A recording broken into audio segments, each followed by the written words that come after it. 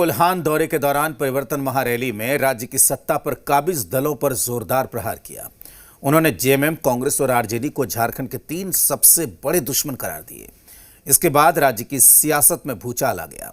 सत्ताधारी दलों ने पलटवार करते हुए पीएम को संयम से बोलने की सलाह दी, तो साथ ही आदिवासी मुद्दों पर चुप रहने पर जवाब भी मांगा। इस रिपोर्ट में देखिए।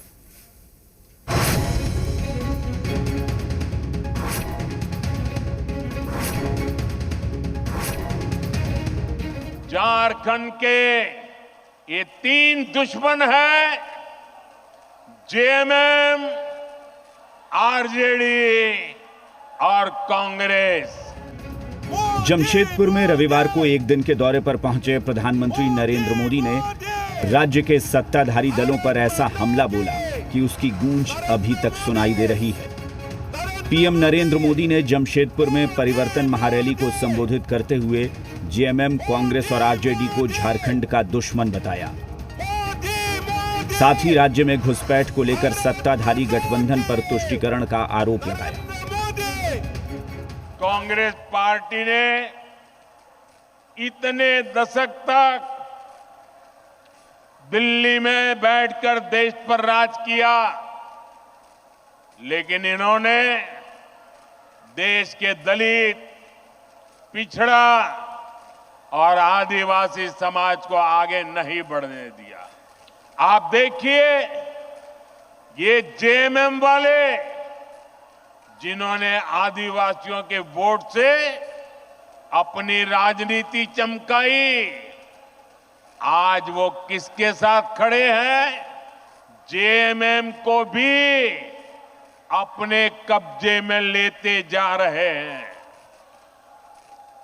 इनके लोग झारखंड मुक्ति मोर्चे के भीतर भी घुस गए हैं। जानते हैं ऐसा क्यों हुआ?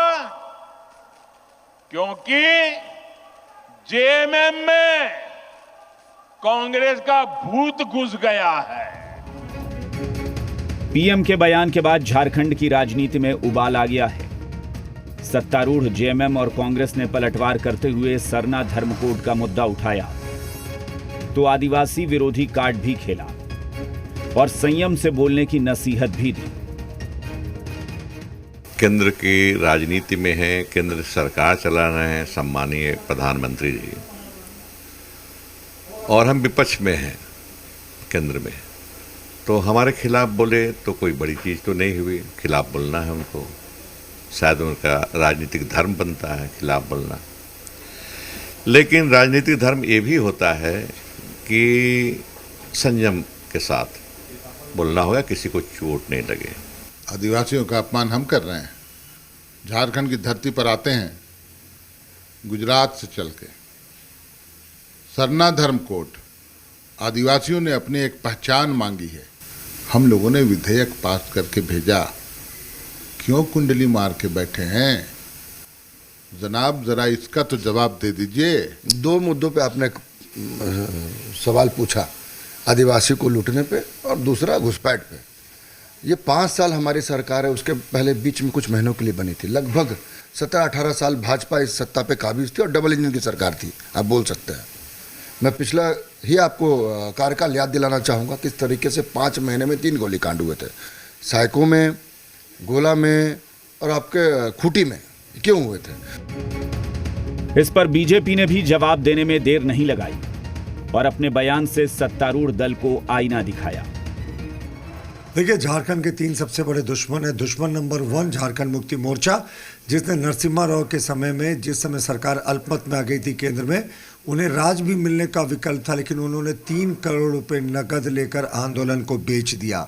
दुश्मन नंबर 2 कांग्रेस, जिसने आज़ादी के बाद 60 वर्षों तक अलग राज्य की मांग को दबा कर रखा, बल्कि आंदोलन को खरीद लिया। दुश्मन नंबर 3 राजद, जिसके सुप्रीमो लालू प्रसाद ने कहा था कि झारखंड मेरी लाश पर बनेगा, और इन तीनों झारखंड के दुश्मनों ने पिछले 5 वर्षों में मिलकर जमकर झारखंड को लूटा है।